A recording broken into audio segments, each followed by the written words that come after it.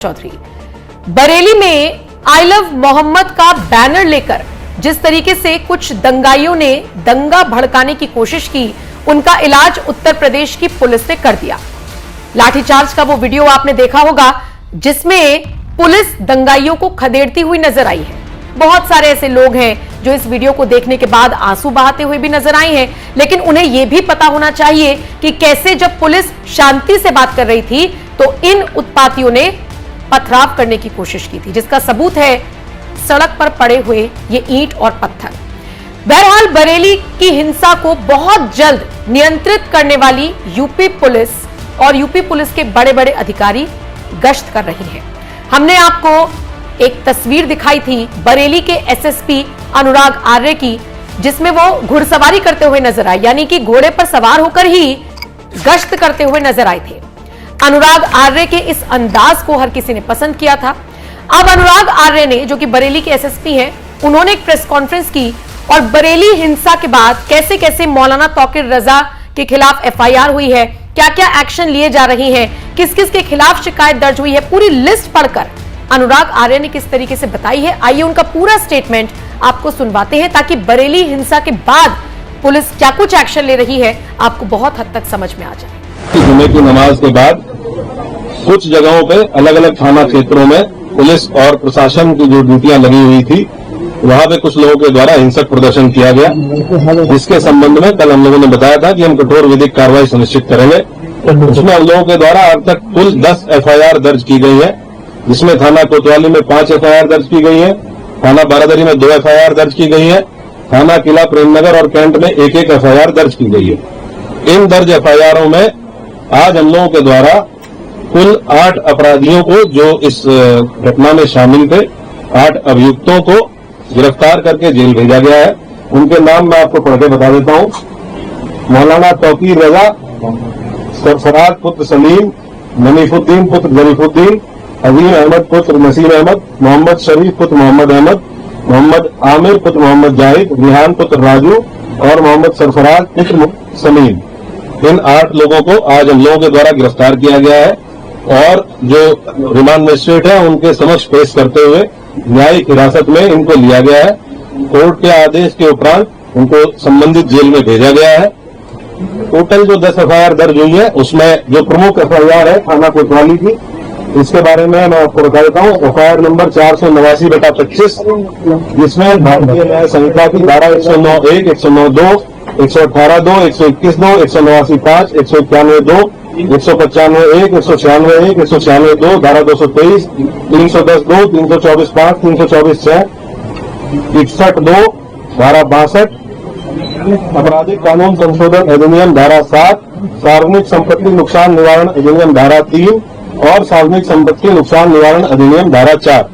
इन समस्त गंभीर धाराओं में जो हमारी प्रमुख एफआईआर है, जो खलील तिराहे पे घटना हुई थी, जिसमें जो पुलिस बल वहां पे लगा हुआ था, मजिस्ट्रेट्स जो वहां पे लगे हुए थे, इनके द्वारा बहुत संयमित तरीके से वहां जो भीड़ आई अचानक से, उसको रोकने का प्रयास किया गया, समझाने बुझाने का प्रयास किया गया।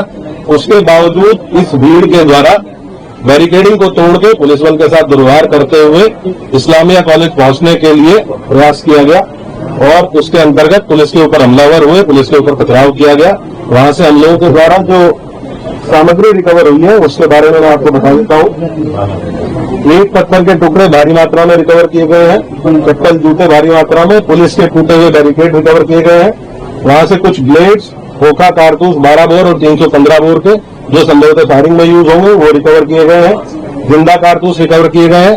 एक तमंचा 12 बोर का, जो संभवतः वहां किसी उपद्रवी के पास से गिर गया था भगदड़ में, एक ये रिकवर किया गया है। अवैध चाकू, लाठी, डंडे और कुछ कांच की टूटी हुई बोतलों के टुकड़े, जिनसे पेट्रोल की बदबू आ रही है, जो संभवतः पेट्रोल भर के लाया गया था। ये सारी चीजें वहां से, जो घटनास्थल था खलील तिराहे का, वहां से बरामद की गई है। 2 वाहन क्षतिग्रस्त हुए हैं, गाड़ी संख्या UP 32 DV 3137 और एक मोटरसाइकिल, ये 2 वाहन क्षतिग्रस्त हुए हैं। अभी 8 लोगों को हम लोगों ने गिरफ्तार किया है। टोटल हम लोगों ने 39 लोगों को अब तक हिरासत में लिया है। 8 लोगों को गिरफ्तार करके न्यायिक हिरासत में भेज दिया गया है, जेल भेज दिया गया है। बाकी जितने लोग हैं उनसे हम लोग जो विधिक प्रोसीजर है पूछताछ करते हुए, क्योंकि ये भी बहुत आवश्यक है कि हम इन्वेस्टिगेशन के दौरान ये पता करें कि जो ग्राउंड पे लोग मौजूद थे जो अलग अलग चौराहों पे पुलिस के साथ मिसबिहेव कर रहे थे, पुलिस के ऊपर हमलावर थे, पथराव कर रहे थे, और इनके पीछे कौन व्यक्ति था जो इनसे लगातार संपर्क में रहते हुए इनको ये करने के लिए उकसा रहा था। तो उस बिंदु पे इनसे पूछताछ की जा रही है। इनके मोबाइल फोन जिन जिनके रिकवर किए गए हैं, उन मोबाइल फोन से भी एविडेंस कलेक्शन किया जा रहा है। हम लोग लगातार ये सुनिश्चित करेंगे कि जो भी अभियुक्त इस घटना में शामिल थे, इन 10 FIRs में जो भी अभियुक्त शामिल थे, उन सभी की पहचान सीसीटीवी फुटेज के माध्यम से, जो हमारा मैनुअल इंटेलिजेंस होता है उसके माध्यम से, टेक्निकल इंटेलिजेंस के माध्यम से, और जो हमारे अभिसूचना विभाग है उसके माध्यम से हम लोग एकत्र करेंगे। और जितने भी लोग शामिल थे प्रत्यक्ष या अप्रत्यक्ष रूप से, उनकी गिरफ्तारी और उनके विरुद्ध कठोर कार्रवाई, जैसा कि माननीय मुख्यमंत्री जी और शासन की मंशा है। अपराध के विरुद्ध जीरो टॉलरेंस, कानून व्यवस्था की स्थिति एकदम दुरुस्त रहे, उसको कोई किसी भी प्रकार से बिगाड़ ना पाए, और बिगाड़ने वालों के विरुद्ध जीरो टॉलरेंस, इस पे हम लोग कार्रवाई सुनिश्चित करेंगे।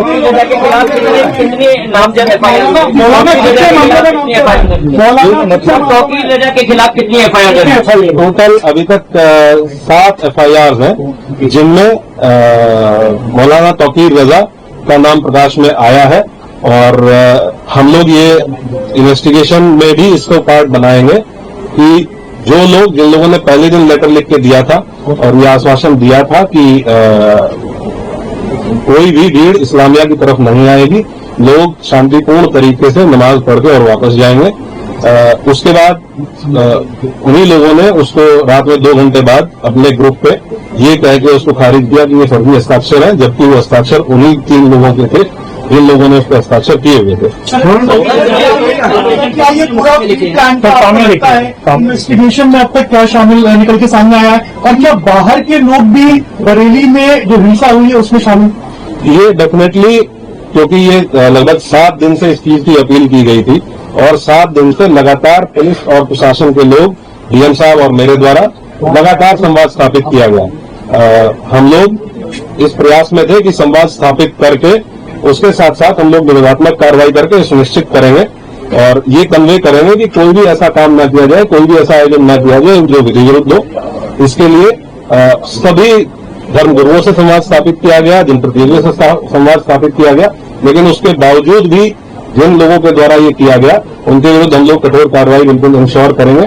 जो भी लोग इसमें, ये तो ऑब्वियस सी बात है कि आजकल जो लोग व्हाट्सएप से इसमें संपर्क में थे, हमारी इन्वेस्टिगेशन के दौरान ये भी तथ्य प्रकाश में आए हैं कि कुछ बाहर के आपराधिक तत्व, इस जनपद से बाहर के कुछ आपराधिक तत्व इस जुलूस में शामिल हुए, इस आयोजन में शामिल हुए थे, जिनके द्वारा इस तरह की समस्या पैदा की गई।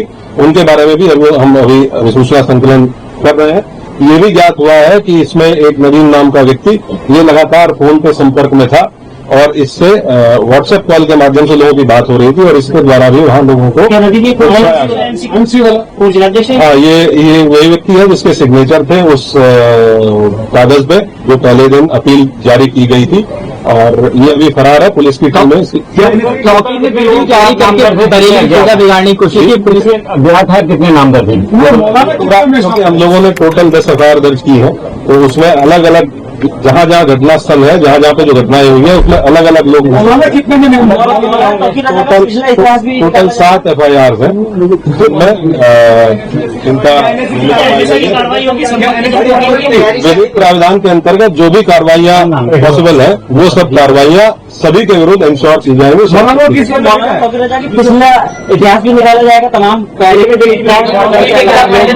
सभी अभियुक्तों का आपराधिक इतिहास निकालने में, पुराने मुकदमे ये देखेंगे कि उन पुराने मुकदमे की वर्तमान में कोर्ट में क्या स्थिति है, ट्रायल में क्या स्थिति है, और उनमें हम लोगों के स्तर से क्या और तेजी लाई जा सकती है, इसके बारे में भी काम करेंगे।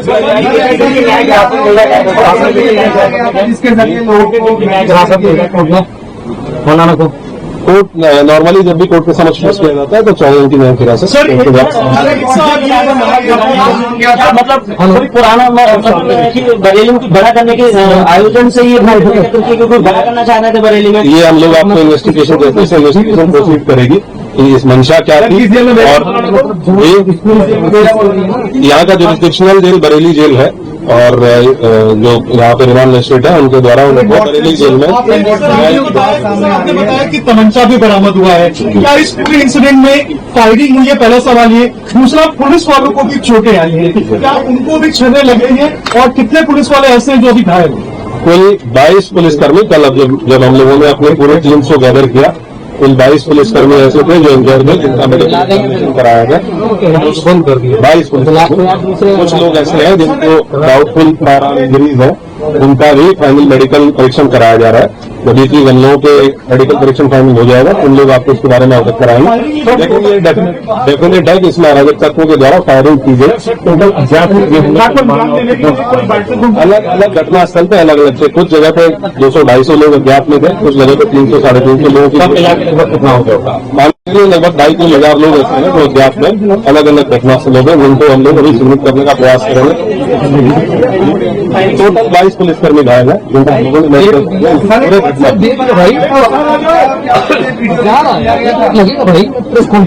सर, ये टूलकिट का इस्तेमाल किया गया है क्या बरेली में हिंसा फैलाने के लिए? जो व्हाट्सएप ग्रुप की आप बात कर रहे हैं, क्या सोशल मीडिया के जरिए प्रोपेगेंडा फैलाया गया था? क्योंकि कानपुर की घटना का बरेली में बार बार जिक्र आ रहा था। जब हम भी बात कर रहे थे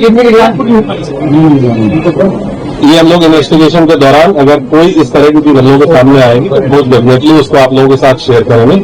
और मैं आप लोगों को इसके माध्यम से एक चीज और बताना चाहूंगा कि हम लोग किसी भी निर्दोष व्यक्ति को किसी भी प्रकार से प्रताड़ित नहीं किया जाएगा। किसी भी ऐसे व्यक्ति को जो इस घटना में शामिल नहीं था उसको परेशान नहीं किया जाएगा, और जो इस घटना में शामिल थे या प्रत्यक्ष रूप से शामिल थे। इस वीडियो को लाइक करें, हमारे चैनल को सब्सक्राइब करें, बेल आइकन जरूर प्रेस करें।